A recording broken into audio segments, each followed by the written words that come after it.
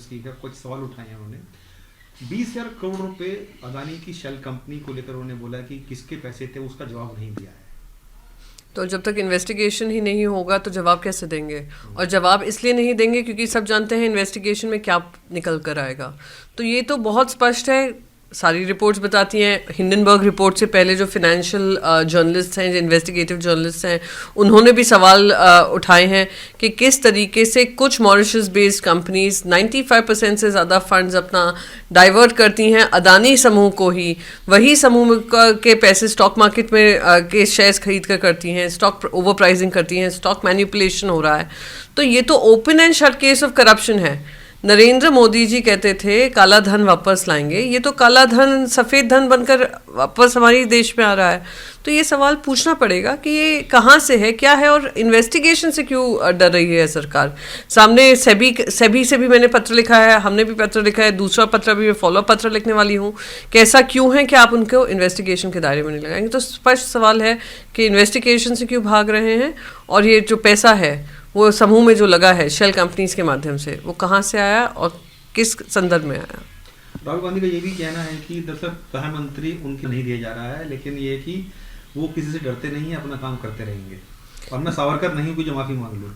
देखिए, मैं सावरकर के कमेंट से मैं सहमत नहीं हूँ। माननीय वीर सावरकर जी हमारे देश के एक फ्रीडम फाइटर रहे हैं। उन्होंने भी 14 साल वनवास काटा है अंडमान में, और उनकी भी जो कोशिश रही थी देश को आज़ाद करने की रही थी।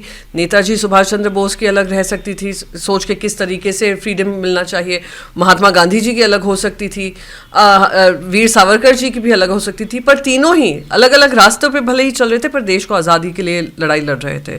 तो मैं इससे तो बिल्कुल भी सहमत नहीं हूँ बार बार जो हमारे फ्रीडम फाइटर्स हैं उनको इसमें लाना। पर साथ ही साथ ये बात स्पष्ट है कि इनको किसी तरीके की माफ़ी किस बात की मांगे। सवाल जो पूछ रहे हैं ये वही सवाल है जो देश के हर नागरिक के मन में होगा कि 2014 के बाद से जिस तरीके से अदानी समूह बढ़ाओ कार्यक्रम चल रहा है केंद्र सरकार की तरफ से, क्या आपके फॉरेन ट्रिप्स में वो आपके साथ जाते हैं, जो गवर्नमेंट टू गवर्नमेंट कॉन्ट्रैक्ट्स होते हैं वो आपको मिलते हैं, देश के सारे क्रिटिकल एसेट्स आपके हवाले कर दिए जाते हैं, एयरपोर्ट्स में आपका एक्सपीरियंस नहीं है, एक्सपोजर नहीं है, 6 एयरपोर्ट्स आपको दे दिए जाते हैं, आपको डिफेंस में जगह दे दी जाती है, डिफेंस में भी एक कंपनी पार्टनरशिप में है जो मॉरिशस बेस्ड कंपनी है।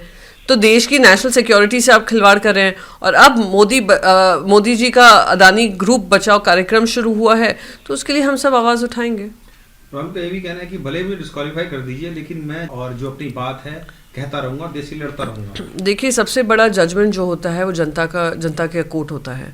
आज भारत जोड़ो यात्रा को काफ़ी सफलता मिली, जनता उनसे जुड़ी है, उन्होंने कन्याकुमारी से कश्मीर तक अपनी पूरा सफ़र किया है, जनता से मिले हैं, तो वो उनका कार्यक्रम जारी रहेगा। ये कोशिश करना कि हम आपकी मेंबरशिप डिक्लाइन कर देंगे, हम आपको पार्लियामेंट से हटा देंगे, टर्मिनेट कर देंगे, आपका घर हटा देंगे, ये सब करा देंगे, जो धमकियां दे रहे हैं, तो ये धमकियों से कौन डरता है? ये गीदड़ धमकियां हैं।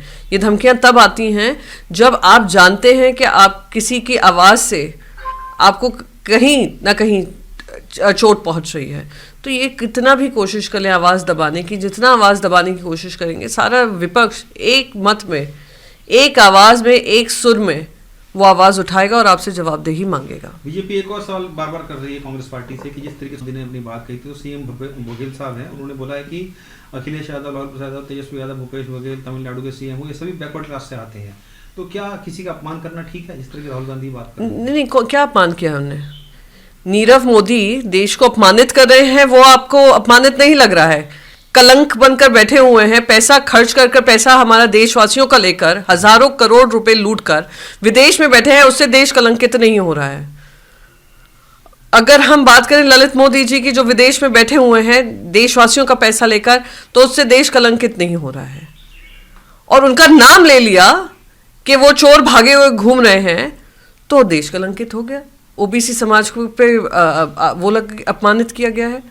अपमानित तो वो कर रहे हैं जो ऐसे भगोड़ों को की रक्षा करते हैं, अपमानित वो कर रहे हैं जो मिहिर चोकसी जो भाग गए हैं, सीबीआई को उन पर कार्रवाई करनी चाहिए थी। आज रेड कॉर्नर नोटिस इंटरपोल का वापस हो जाता है क्योंकि सीबीआई किसमें व्यस्त है?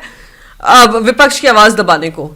तो धन्ना सेठों को बचाओ, विपक्ष को फंसाओ, यही इनकी पूरी योजना कार्यक्रम और मैं मानती हूँ कि एक तरीका बन चुका है कि किस तरीके से भगड़ों को बचाएंगे। मैम आखिरी दो सवाल, जो विपक्षी दल के तमाम पार्टियां सुप्रीम कोर्ट गई हैं और भी जिस तरह की जांच चलाई जा रही है कई बार नेताओं के खिलाफ, उस पर सुप्रीम कोर्ट जा रही हैं। विपक्षी पार्टियां जो सुप्रीम कोर्ट में हमने अर्जी की है वो एनफोर्समेंट डायरेक्टरेट को लेकर की है, सेंट्रल एजेंसीज़ को लेकर की है कि सेंट्रल एजेंसीज़ किसी तरीके से एक इलेक्शन टूल किट का हिस्सा ना बन जाए। मैंने अभी आपको सीबीआई का उदाहरण दिया, अब मैं आपको इन्फोर्समेंट डायरेक्टर जो एक्सटेंडेड डिपार्टमेंट ऑफ बीजेपी है उसके आंकड़े दे देती हूँ। 330 से ज़्यादा आपके जो मामले हैं पॉलिटिकल पीपल पे चल रहे हैं, 330 हैं या उससे ज़्यादा ही होंगे, और जिसमें से 95% जो हैं विपक्षी दल के नेताओं पे हैं। और कितने उसमें से विपक्षी दल के नेता हैं जो भाजपा की वॉशिंग मशीन में अगर आ जाते हैं तो उनके सारे केसेस बक्से में रख दिए जाते हैं। तो ये तो पूरा सुनियोजित कार्यक्रम चल रहा है कि कैसे इलेक्शन कमीशन हो, सीबीआई हो, ईडी हो, आईटी हो, दिल्ली पुलिस हो, पुलिस फोर्सेस हो, आप सबको सिर्फ अपनी राजनीति के लिए इस्तेमाल करते रहें और विपक्ष को साइलेंट करने का एजेंडा चलाते रहें। मैम आखिरी सवाल है कि जेडीयू के राष्ट्रीय अध्यक्ष राजीव रंजन जी, उन्होंने कहा है कि जिस तरह के 24 घंटे के अंदर ये सारा कहीं ना कहीं दर्शाता है कि एक सेंटर की भूमिका इसमें थी पूरे का। बिल्कुल है, और हम सब कह रहे हैं कोई देशवासी, कोई ऐसा तो नहीं है कि देशवासी सिर्फ मीडिया का एजेंडा चलाता हो। देशवासी देख रहा है कि भले ही मीडिया इस पे डिस्कशन नहीं कर रही हो, भले ही प्राइम टाइम डिस्कशन नहीं हो रहा हो। प्राइम टाइम डिस्कशन किस पे होता है? प्राइम टाइम डिस्कशन होता है किस तरीके से मोदी जी देश के सबसे पॉपुलर प्रधानमंत्री रहे, देश में किस तरीके से बहुत अच्छे दिन आ गए हैं, स्वर्ण काल आ चुका है जब से नरेंद्र मोदी जी 2014 से प्रधानमंत्री बने हैं। आज अगर वही मीडिया ने पूछा होता केंद्र सरकार से कि ऐसा क्यों है कि ईडी, आईटी, सीबीआई के इंस्टीट्यूशंस का कॉम्प्रोमाइज हो रहा है, देश से पूछा होता, देश को बताया होता किस तरीके से उनकी भी मीडिया फ्रीडम्स पे अटैक हो रहा है, आज उन पत्रकारों के साथ खड़े होते जो निर्भीक पत्रकारिता करते हैं, उनको जेल में डाल दिया जाता है। ये पूछा जाता अगर हर प्राइम टाइम डिबेट पे रात के 9 बजे जो डिबेट चलती हैं, तो शायद आज ये माहौल नहीं बनता। पर देश का दुर्भाग्य ये है कि इंस्टीट्यूशनल एजेंसीज कॉम्प्रोमाइज है। तो हम तो सुप्रीम कोर्ट में यही कहने गए हैं कि ये इस तरीके का चल रहा है, आपको इस पर संज्ञान लेना चाहिए, क्योंकि सुप्रीम कोर्ट पे हमारा विश्वास है और कोर्ट्स पे हमारा विश्वास बना रहा है। और मीडिया की बात की, आज राहुल गांधी प्रेस कॉन्फ्रेंस कर रहे थे तो पत्रकार ने सवाल पूछा तो राहुल गांधी थोड़ा प्रेफर गए, उन्होंने कहा कि don't try to be BJP pressman, be a pressman. अब आप देखिए, कोई प्रधानमंत्री जी से तो सवाल पूछ ही नहीं सकता है, क्योंकि प्रधानमंत्री कॉन्फ्रेंस ही नहीं करते हैं। वो मीडिया पे ही विश्वास नहीं करते हैं, क्योंकि वो जानते हैं मीडिया रोज रात को 9 बजे उन्हीं का एजेंडा चलाएगी। वो जानते हैं आज मीडिया इस तरीके से डरी हुई है कि मीडिया कोई टफ प्रश्न ही नहीं पूछेगी। यहाँ पर राहुल गांधी जी सबके सवाल ले रहे हैं, पर अगर आप लोग सवाल इस तरीके से पूछेंगे कि बीजेपी का मानना ये है, बीजेपी कह रही है ओबीसी समाज अपमानित हो रहा है, तो देशवासी उनसे पूछेंगे ओबीसी समाज उसमें अपमानित नहीं होता है कि उनके नाम से ये लोग लाखों करोड़ों रुपए लूट लेते हैं, गबन कर लेते हैं, विदेशों में जाकर बैठते हैं और विदेशी धरती से भारतीय जनता पार्टी का एजेंडा चलाते हैं, तो देश इससे शर्मसार नहीं होता है।